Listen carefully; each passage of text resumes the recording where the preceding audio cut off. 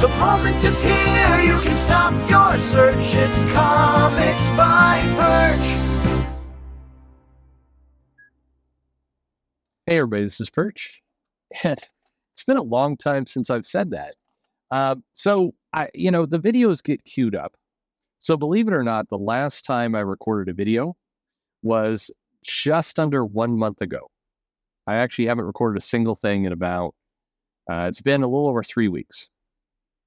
In fact, one of the last things I recorded was with Joe Corallo, which played a couple weeks ago, I think, on the channel, if I'm remembering this correctly. But it's been I took basically close to a month off of the channel, not doing any kind of recordings, not doing anything.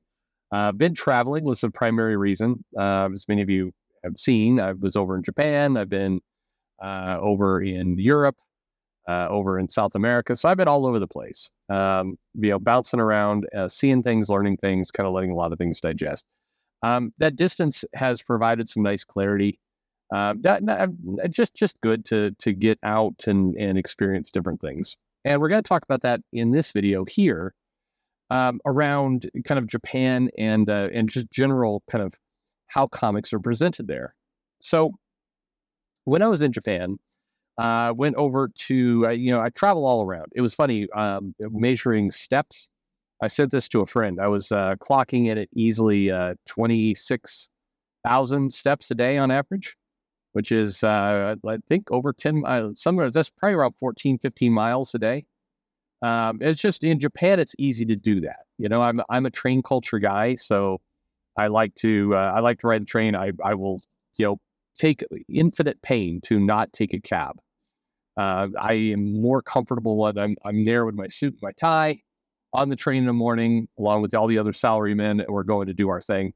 And that's pretty good. So I went all around. And, Marvel content catches my eye. Being a comic guy, I see Marvel content. What's interesting is next to zero DC content, meaning including stuff like Batman, there's almost none of it anywhere, just gone.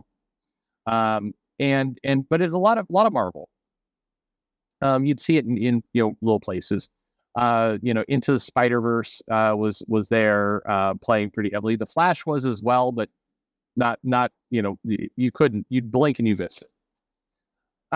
But I went to the Marvel store, the official Marvel store, and this is over by the Skytree, which is near the Asakusa area of Tokyo. So there's a little shopping mall. I forget what I cannot remember what the train stop is there. But anyway, kind of right in that area.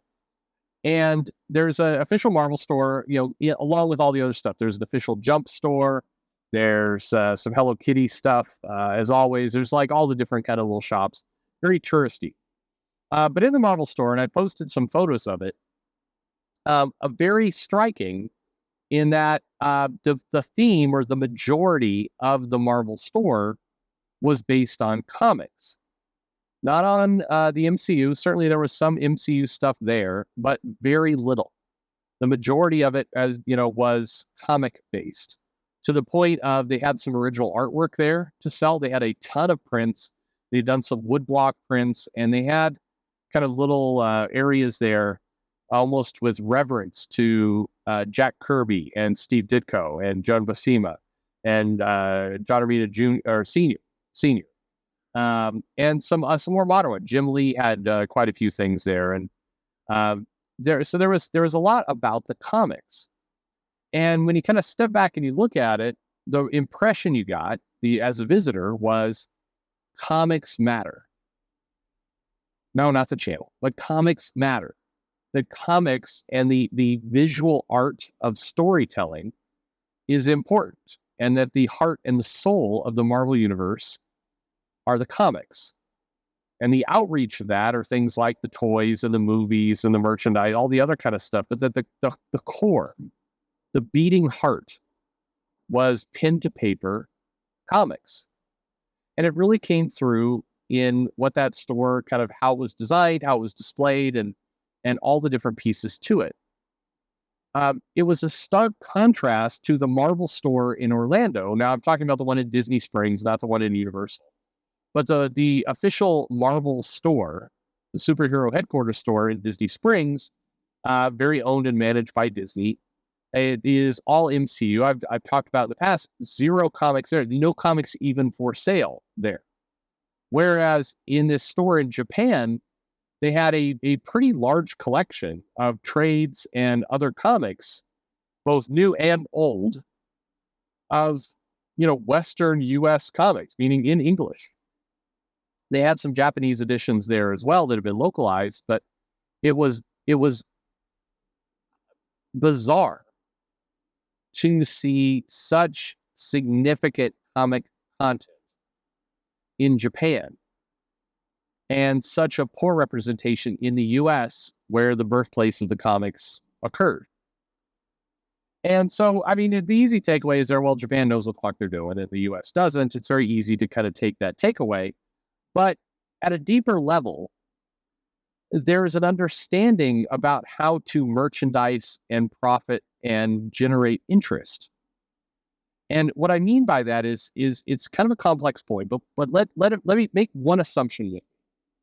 Stores, shops, places that have a building, a physical location, you go and you spend money there. Their primary interest is to sell things.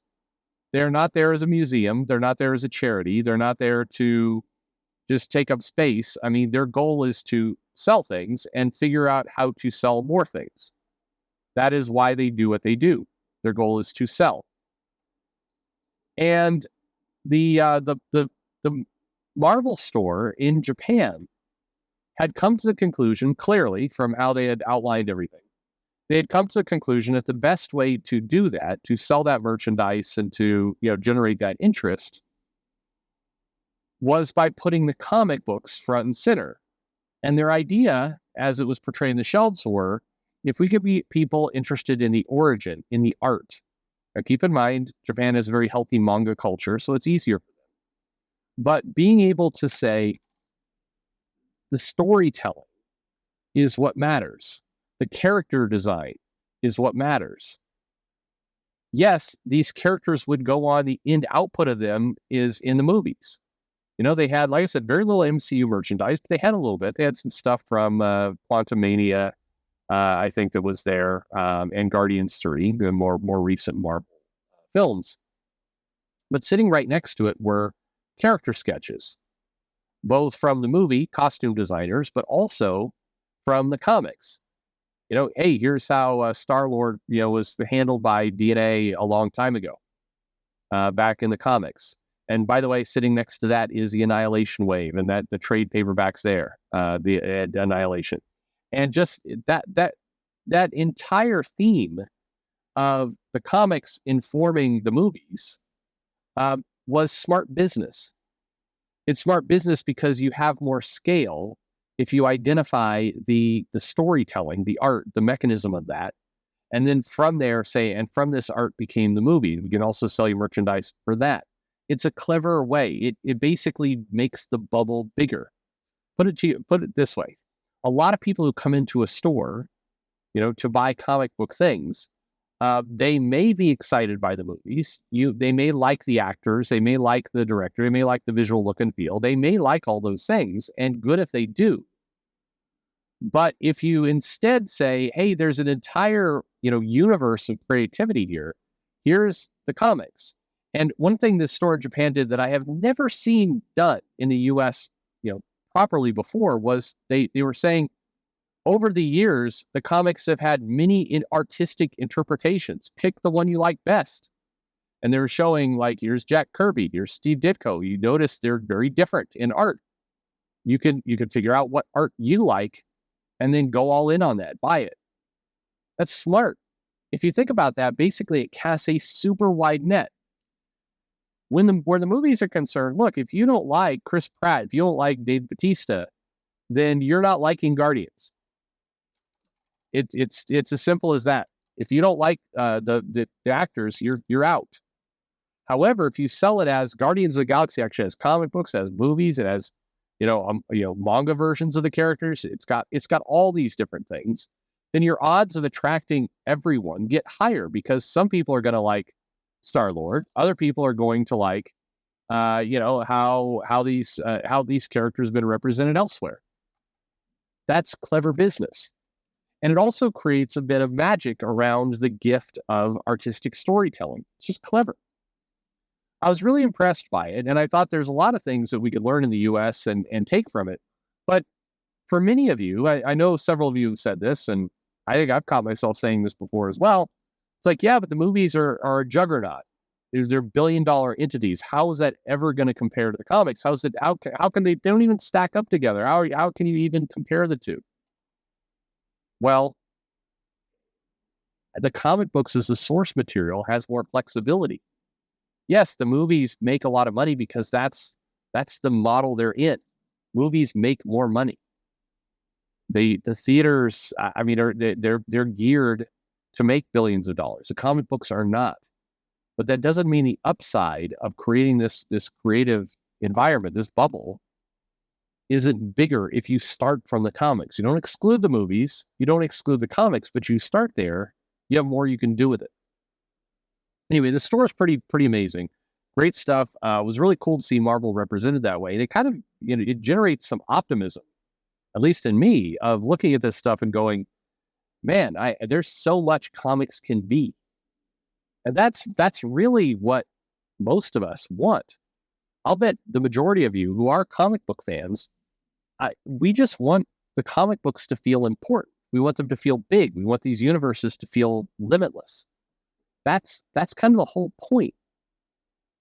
And so it was wonderful to see that in this store, this kind of the reveal of the promise of comic books can be everything. And that was pretty awesome. Unfortunately, it was in Japan. And you'd hope it could be done here in the US. Anyway, it was just nice seeing such reverence for this material and so much, some people putting so much importance on it, as opposed to what we often hear in the US, which is comic books are a dying medium. Yeah, not in Japan. Comic books are alive and well, including Marvel, if done right. Thanks for listening.